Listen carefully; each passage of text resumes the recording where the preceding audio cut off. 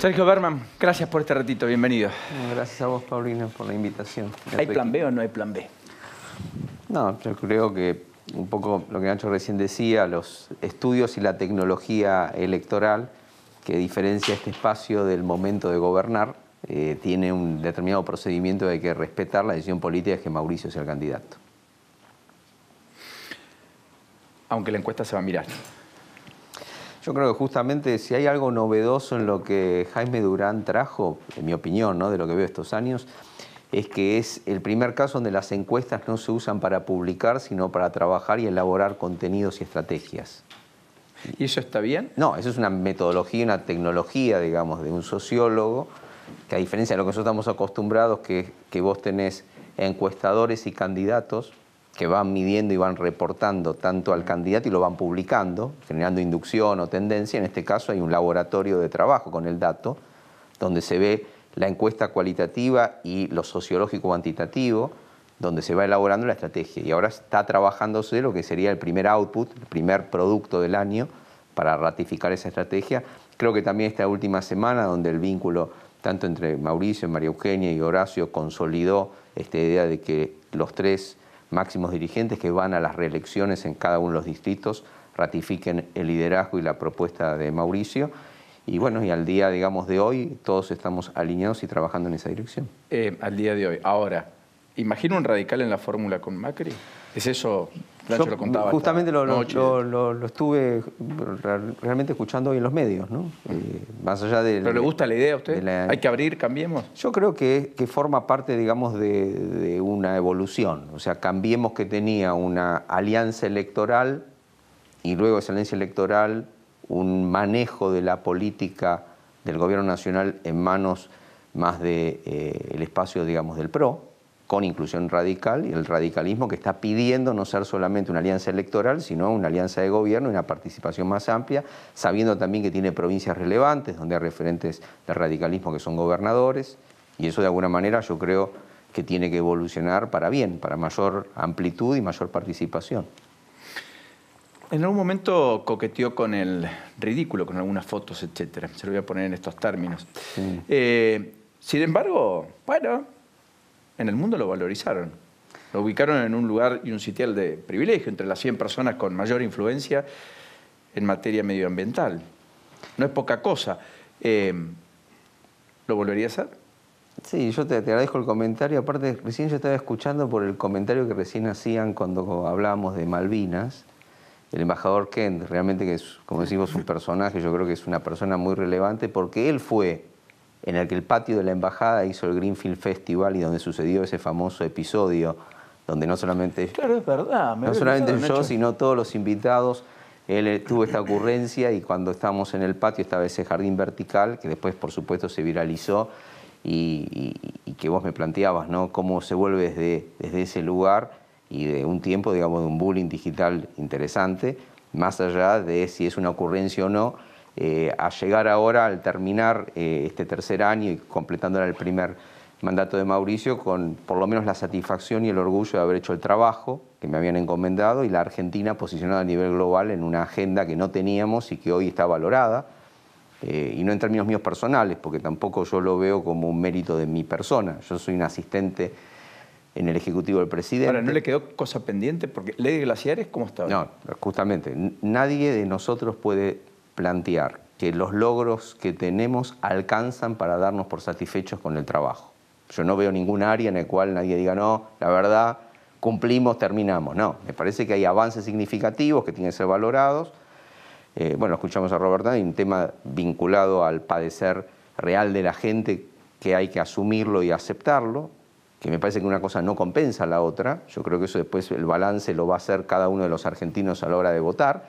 Me parece que nosotros no podemos canjear una cosa por otra. Nosotros tenemos que poner en valor lo que hicimos, y salió bien en un posicionamiento global internacional, en muchísimas cosas institucionales, cosas que yo llamo que tienen valor y no precio, pero el precio de todos los días y las dificultades de la gente llegar a fin de mes y la inflación no es algo que uno pueda desconocer.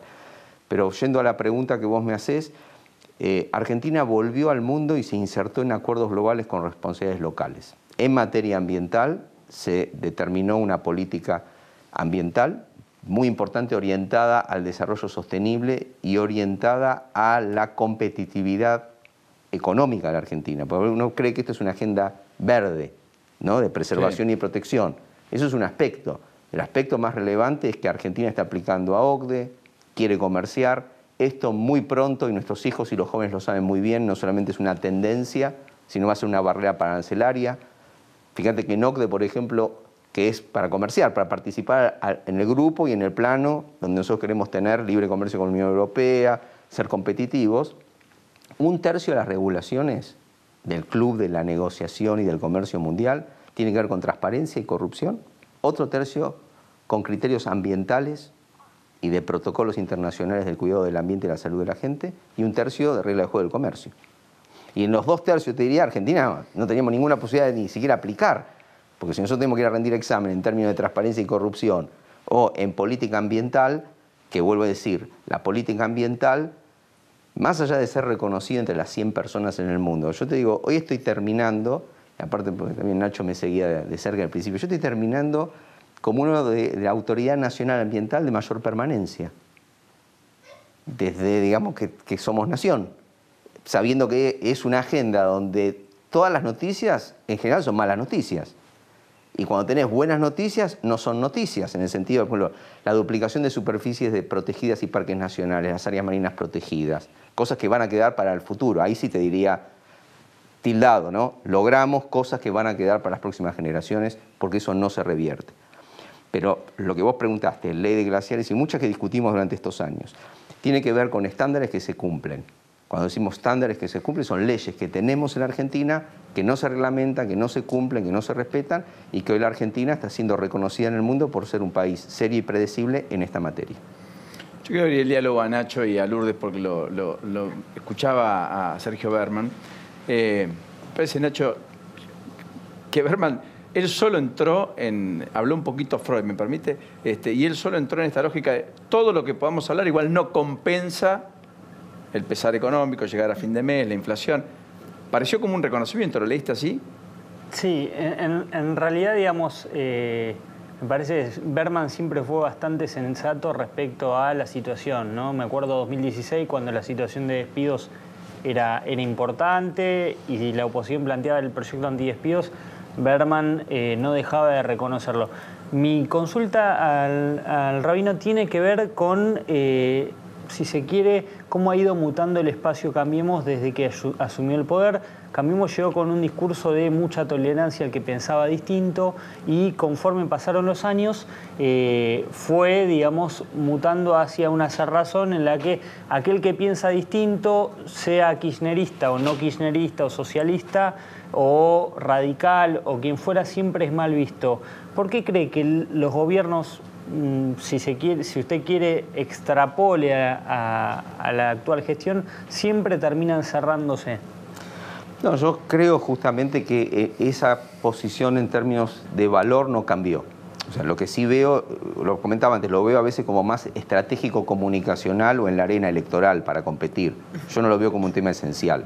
¿Pero no cree que la salida de Emilio Monzó, la salida o la ida de varios dirigentes tiene que ver con esto? Por eso, pienso distinto y el que toma decisiones en el poder me eyecta. No, no necesariamente el poder te eyecta. Yo creo que hay una evolución también de quienes, al no sentirse contemplados o escuchados, deciden abrirse. Hay una situación también de coyuntura en la cual los que siempre tenían una posición más cerrada van a abrirse, porque sí, bueno, por convicción, por necesidad, pero van a abrirse y va a suceder. No ideológica en términos de transformar al otro en un enemigo, yo eso no lo veo, porque tampoco creo en la grieta, personalmente. Sí creo en las confrontaciones polarizadas como herramienta electoral de competición, pero no esenciales como convicción, porque, por ejemplo, yo la grieta, ¿por qué no la acepto? Porque justamente es espejarte con aquellos que padeciste y que te persiguieron cuando usaron la grieta como una herramienta. Bueno. Si vos te espejás, entonces te nivelás y no lo superás. Yo lo que digo es, ¿por qué para mí no hay grieta? Porque la diferencia es usar un argumento ideológico para no dar cuenta ante la justicia. Yo digo, mira, la única línea donde los argentinos tenemos que dividir es todos iguales ante la ley y responder ante la justicia por lo que debemos responder.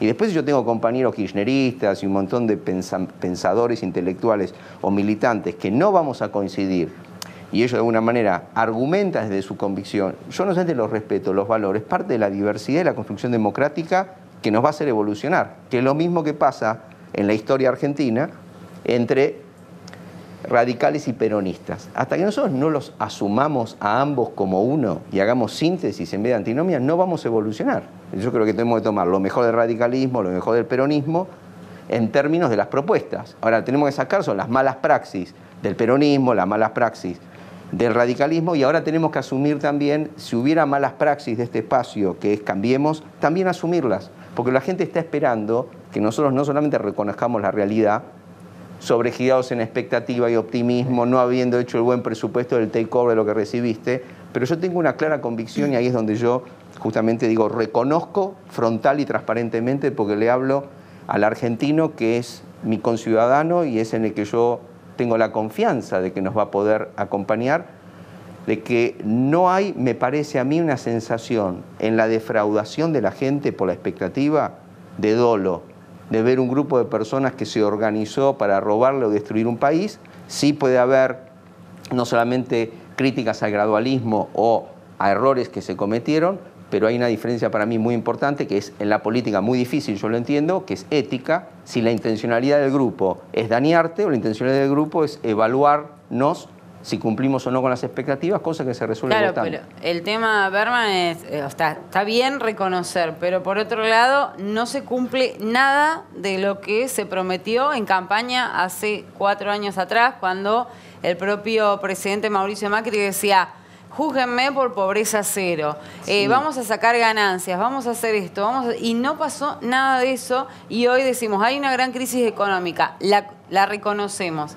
Pero esa crisis económica también fue producto de malas decisiones que se hicieron desde el gobierno, desde el Ejecutivo. Fue producto de las dos cosas. Me parece que cuando Mauricio anunció todos esos ítems, no los bajó de la lista como objetivos a cumplir. No cambió, en mi opinión, no cambió el plan. Me refiero, él tiene eso como pendiente. Y habrá que reconocer que no lo pudiste resolver en el tiempo que tuviste hasta ahora por coyuntura internacional y errores que cometiste. A mí particularmente no me parece mal que se nos critique y que nosotros con la gente hablemos realmente con la verdad. Ahora, la pregunta es, ¿hay alguna duda en relación a que se puso, aún con errores, los mejores intentos, vocación de trabajo de revertir ese pasivo? ¿En comparación a qué decís? ¿A resolver el problema de la gente? Y mira, la gente va a decidir. Pero hay algo que me parece importante en la política, tengo que decir, sin dibujar los números, sin mentir, sin negar, sin engañar, sin colapsar la política de la República, teniendo una hegemonía donde el que pensaba diferente, aprendiendo lo que decía Nacho, no era una discusión, era una persecución. Nosotros teníamos a los servicios de inteligencia del Estado, teníamos el protocolo X, teníamos la situación de que quien no pensaba igual no se le respetaba la opinión, era un abuso en términos de autoridad de poder. Y otro tema, tampoco es un espacio, me parece a mí, que viene a proponerse como el que hace todo bien, pero sí tiene la vocación de resolver. Me parece que no es lo mismo pararse desde la soberbia de hacer todo bien y ser implacables en que nada te vas a equivocar, a la honestidad de hacer las cosas con las mejores intenciones. Y vuelvo a insistir, dado que la coyuntura de la gente es la que vale, que yo hable de la calidad institucional, que no terminamos siendo Venezuela, que tenemos un montón de logros en infraestructura, que la plata no nos la robamos como hay gente hoy que está presa, sino que la invertimos en obras que la gente va a ver y las va a tocar y van a quedar, yo creo que tenemos que ser respetuosos de la empatía de la gente. Yo estoy convencido de por qué creo que los argentinos nos van a seguir apoyando y Mauricio va a ser reelecto. Ahora, pero no puedo con esa convicción eclipsarse, hay que reconocer errores y ser empático con los problemas de la gente. Ahora, los servicios de inteligencia son un tema que el gobierno no ha puesto en caja, a tal punto que el jueves, pasado mañana, tenemos a Rivas y a Magdalani, 1 y 2, de AFI, dando explicaciones en la Comisión de Seguimiento Bicameral del Congreso a propósito de la causa de Alessi, a propósito de lo que se empieza a conocer. Y si en la Argentina estamos frente a una inteligencia paralela del Estado o no. Como corresponde, tienen que ir al Congreso y es un debate de los temas... No, eso está bien, pero lo que corresponde es que el Estado controle la inteligencia. El Estado con todos sus poderes lo controle, porque también tenemos que ver no solamente la inteligencia que está suelta, sino asociada a jueces, que es otro poder independiente. tenés el problema de la inteligencia. Donde ¿Es independiente el Poder Judicial hoy en bueno, día?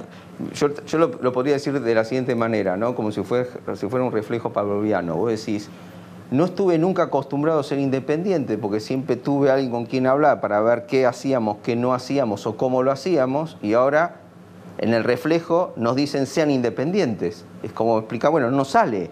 O sea, el contexto nunca nos permitió. Ahora que ustedes habilitan a que seamos independientes, eso es un trabajo que va a evolucionar en el tiempo, por un lado. Y por otro lado, el debate interno dentro de Cambiemos. Si hay un aporte que tiene Cambiemos, que parece una debilidad y para mí es una fortaleza, siempre estuvo claro que los componentes de Cambiemos no pensaron igual en todos los temas, no creen lo mismo con algunos temas, y que hubo encuentros y desencuentros en cómo transitarlos. Este tema de la inteligencia en el lugar del Estado, es claro que no hay una misma posición, y me parece que estas situaciones que salen a la luz, más allá de operaciones y manipulaciones, nos van a permitir sacar algo que no hemos sacado desde el regreso a la democracia, que es que los servicios de inteligencia tienen que servir al Estado y no utilizar los servicios para intereses que no son los del Estado. Ayer se especuló con que el Papa Francisco podía volver. Otrora cardenal Bergoglio, Jorge, con quien usted conversaba en el diálogo interreligioso asiduamente, etc. Sí. Hoy parece que se desinfló de vuelta. No hay ninguna perspectiva de que Francisco en el corto plazo vaya a la Argentina. Pregunta el millón, ¿qué tiene Francisco con la Argentina? Yo espero que venga, realmente espero que venga. No digo que va a venir, digo espero, me gustaría que venga, siguiendo un poco la línea de los obispos, que en ese sentido son genuinos en el sentir y sumamente diplomáticos para pedir, ¿no? Dice, no se prive de esa gran alegría de poder venir y compartir. Traducido, ¿por qué no viene? Claro, nosotros me parece que lo que tenemos que hacer, que es difícil para nosotros, es ponerlo en el lugar que él tiene, y muchas veces él, que lo dijo él, es humano, y también tiene, digamos, y su corazón y su posición, y en el único lugar donde eso le va a jugar en contra va a ser en la Argentina. ¿Por qué lo digo? Primero, hoy es un estadista a nivel global, mundial, de otra escala. O sea, yo no creo que en el mapping de lo que planifica el padre Jorge hoy, el Papa Francisco, está en la cosa doméstica y cotidiana de la Argentina. No lo creo. Sí, pero está bien, pero por otro lado, emisario.